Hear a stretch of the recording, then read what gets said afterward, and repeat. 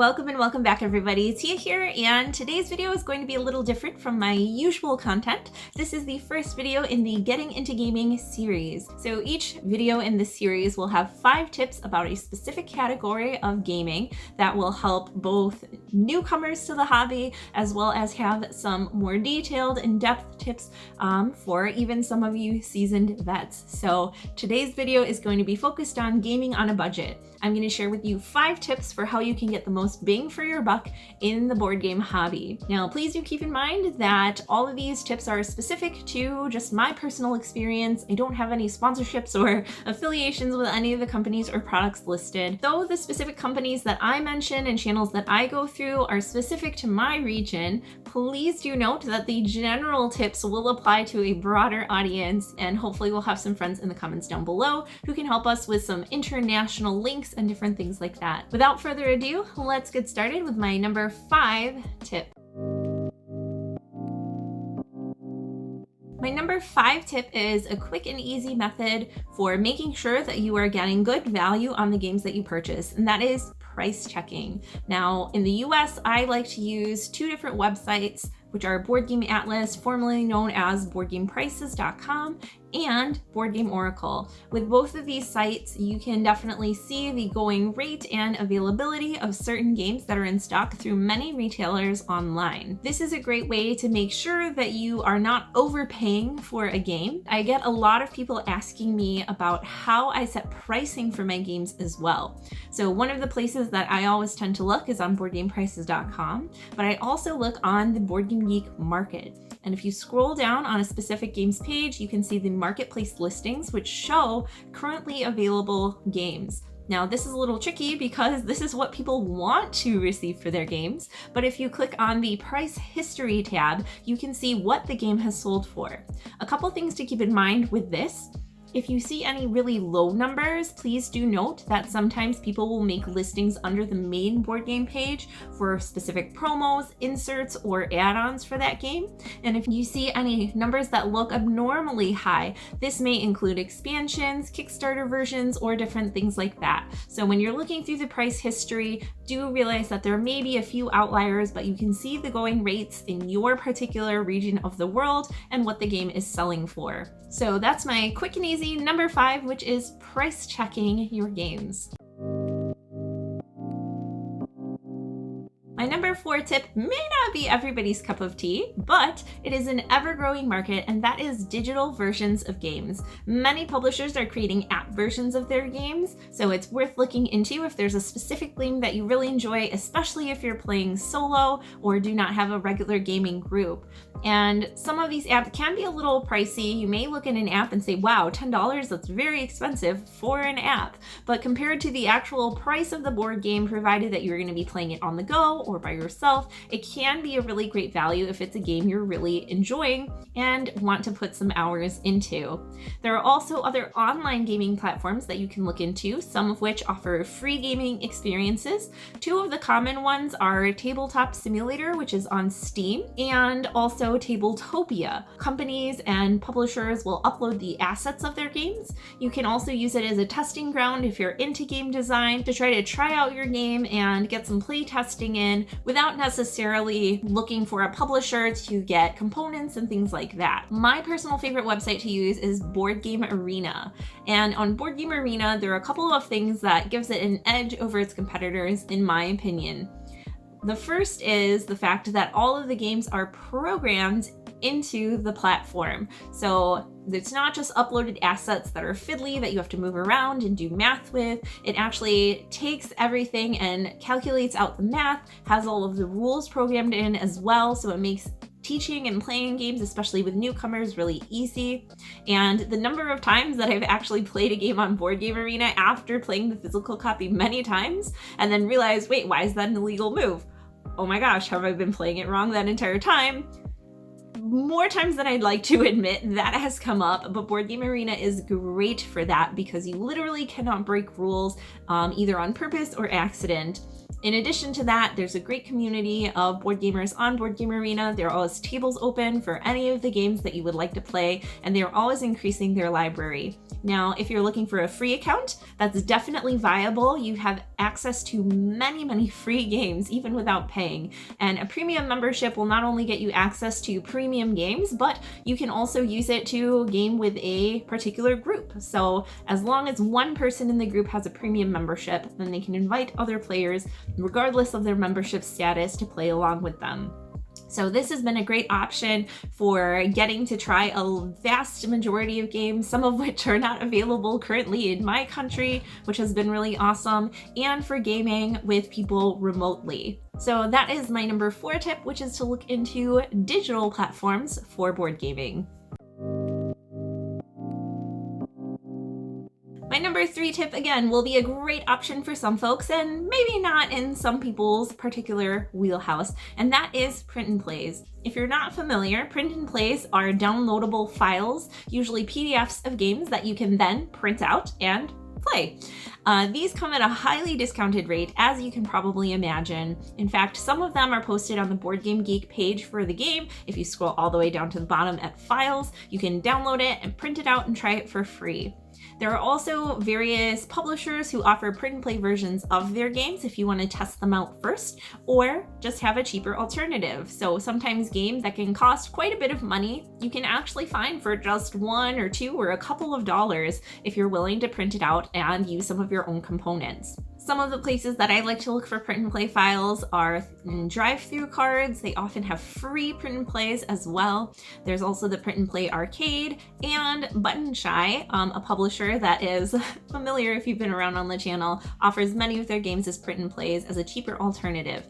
This is also a great way to get a hold of games that may not be available to be shipped physically to your region. So this is something you can definitely look into. Now, if you don't have access to a printer, there are also ways of taking these print and play files and turning them into digital formats. For example, if you're a fan of roll and writes, I sure am, sometimes I will just download the different sheets to my tablet and have some dice on hand, or even like a die roll app generator, what have you, and then just kind of fill them out on my tablet as I go. That way I don't need to waste ink from a printer or paper or anything like that. So there are many different options on what you can do with your print and play builds. That may be a separate video sometime in the future, but looking into print and plays is my number 3 tip for gaming on a budget.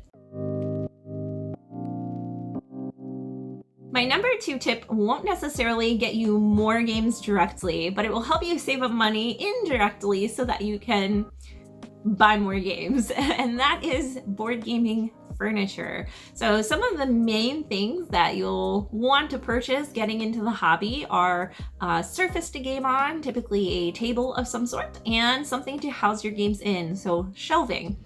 Now, you may have seen some very expensive companies and Kickstarters dedicated to board game tables and board game shelving. These can cost hundreds, if not usually thousands of dollars. And while they are a nice luxury item, they're not necessarily a great budget option. What I have done is simply look for furniture used online. As simple as that may sound. So as far as tables go, I purchased a standard dining room table. It came with 8 chairs. It's a beautiful, solid cherry finish, and it only cost me about $150, which is not a small amount of money, but compared to the thousands that I saved on buying a board game specific table, it has been great. Not only does it seat a lot more people and have a very nice large playing space, but it also is expandable with the leaf, or we can make it smaller if we need more space. There are room for snacks, there are room for player boards. We never have to worry about, ooh, if I want an extra foot on my table, I'm gonna have to pay $2,000 more or anything like that. So it's a really great option for hosting, whether it's a small gathering or a larger event with like social deduction and party games. And it has held up really well. Now, there are ways of pimping it out to make it a little bit nicer for gaming, like I use neoprene sheets for that. But again, that would be going into accessories, which may be another video in the future. As far as shelving goes, again, there are some very board game specific expensive options. Another standard in the board gaming hobby are the IKEA Kallax shelves. These are great for displaying your games since they have a 13 by 13 opening, inches, not centimeters. And they will nicely house many standard board game boxes with a lot of depth to the shelves as well. However, if you're looking for a cheaper option than purchasing those from the store, or if you can't find any used, another great option is just standard bookshelves. You can see behind me on either side, these bookshelves are ones that I either purchased from the store or got for free. They're just standard black 5-tier bookshelves, and I've picked up a few free ones over the years. Buying these ones behind me new cost me only about $33 a piece, which again, compared to the thousands of dollars you could be spending on very fancy game specific shelves, they get the job done and they're a very affordable option in comparison. Not only that, but I have found that just regular bookshelves are great for space efficiency. If you've seen our board game tour video, you can tell that we're running out of space a little bit. So if you're tight on space and want to get as many games displayed as possible, then having just shelves with large rectangular spaces can be really great, as opposed to Kallaxes, which kind of limit these cubeness or size of each game and games that you can fit in each cube. So my number 2 tip for gaming on a budget is finding gaming furniture that might not be board game specific, but that gets the job done at a lower cost. My number 1 tip is the thing I wish I knew about from the moment I started gaming, and that is buying used games.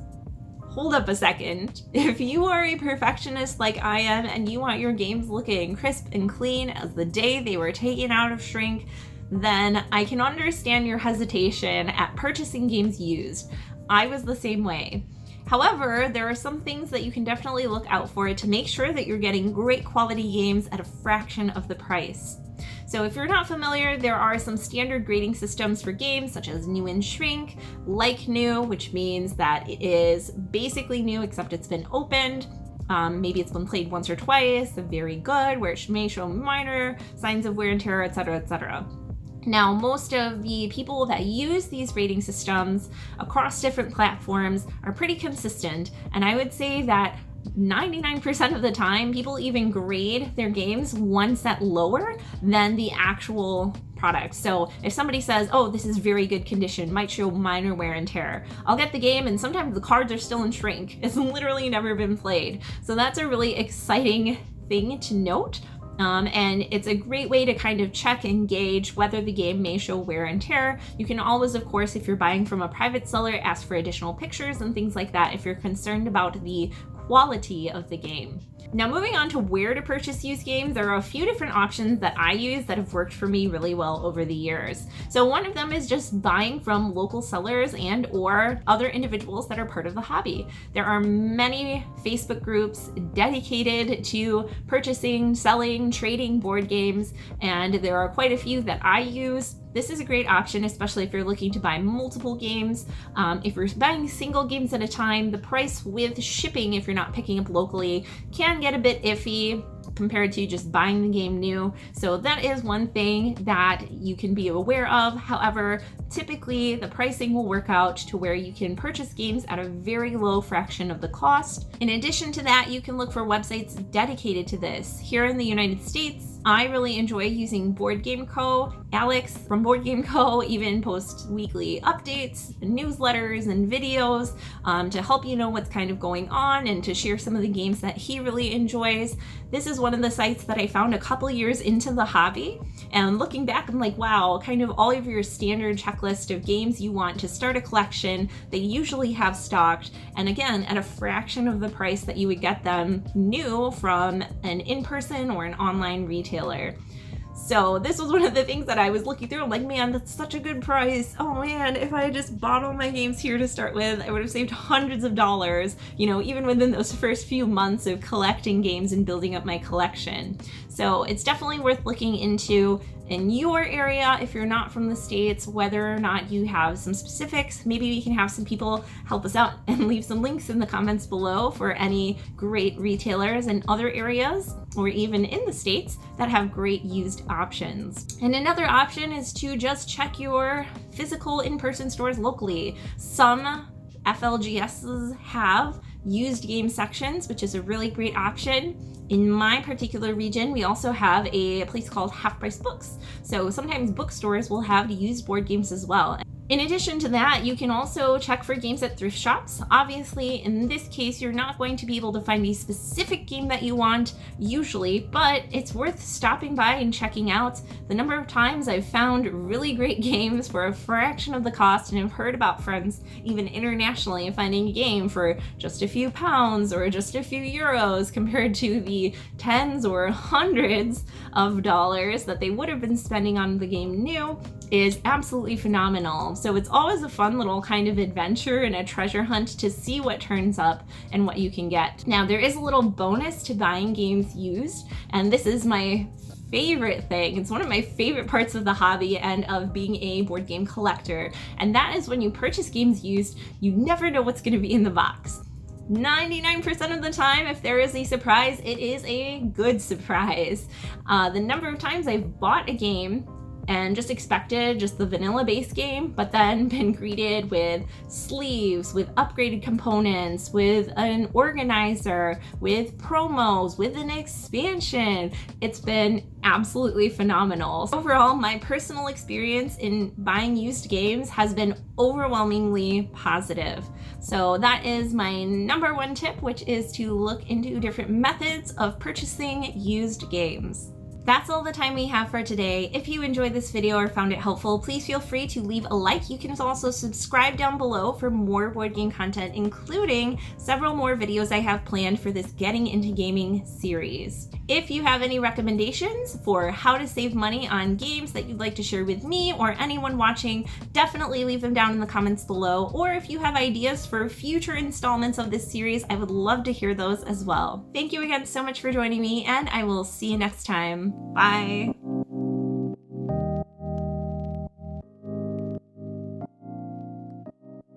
Bonus tip, if you haven't checked out the Hot Deals forum on BoardGameGeek yet, what are you even doing with your life?